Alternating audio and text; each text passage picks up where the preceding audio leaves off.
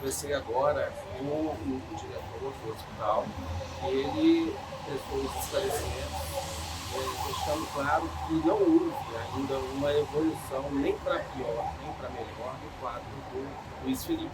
A informações sobre a questão de morte cerebral, isso foi informado para você? Questão do protocolo, como está?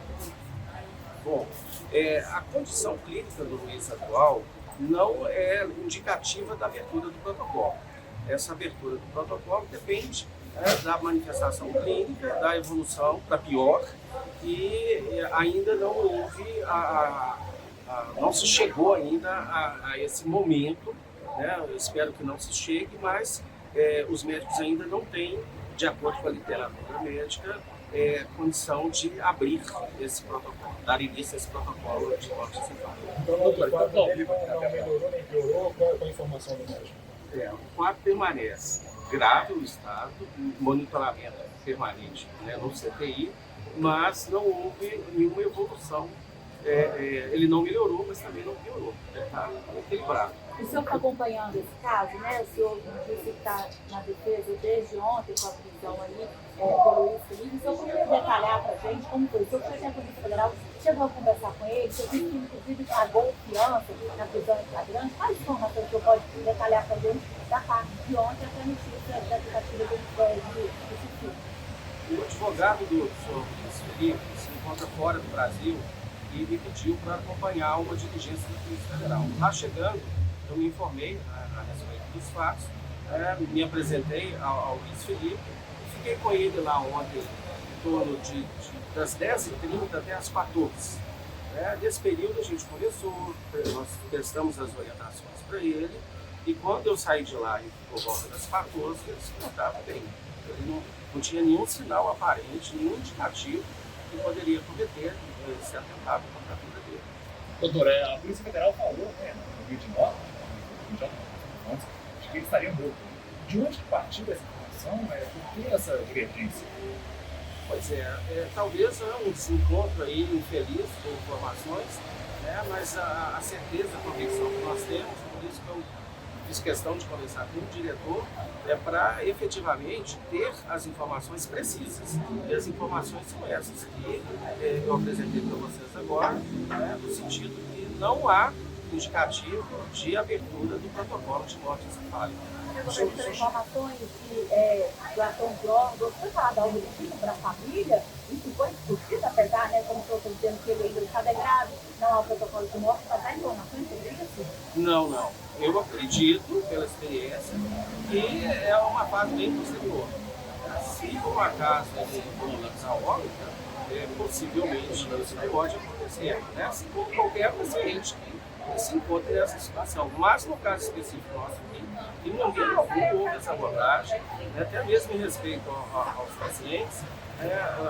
O acolhimento aqui no Hospital João 23 está sendo excelente, uma assistência permanente também para os familiares, com assistência social, atenção dos médicos, tudo no sentido de prestar todos os esclarecimentos exatamente para evitar informações controvertidas, desconectadas. O médico chegou a dizer que o quadro dele é reversível? Não. O quadro é grave, mas não há nenhuma informação nesse sentido. Com relação às imagens do atentado dele contra a vida, o senhor já teve acesso? Não? Vai reivindicar? Como é que é isso? A Polícia Federal instaurou um inquérito para apurar esses fatos.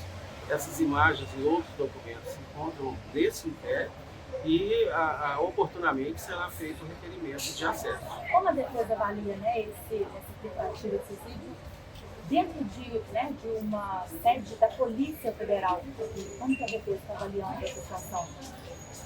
No primeiro momento, lamentar, porque de fato o Luiz Felipe se encontrava custodiado sob a responsabilidade da União.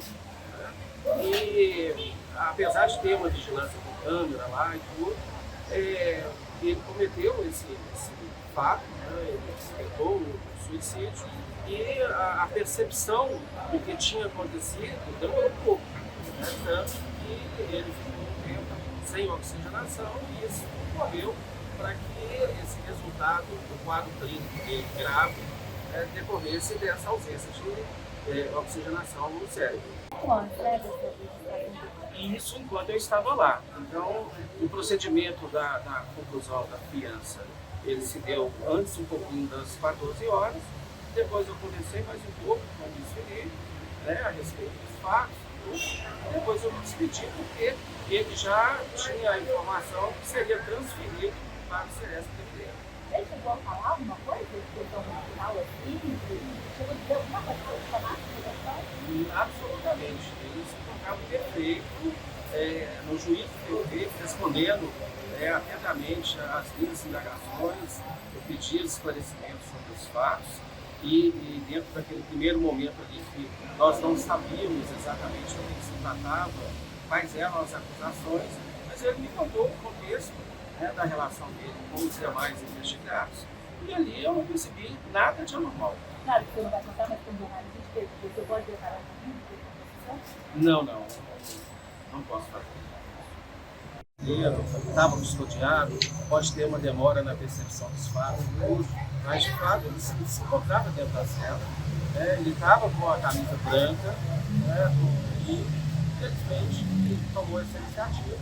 Mas efetivamente a gente precisa de aguardar as apurações que se iniciam agora com o inquérito que está na condução, acho que do Dr. Wilson, lá na Federal. Então, essa informação que está pesquisando, são tecnológicos, e parece que vai ser registrado a definição do procedimento?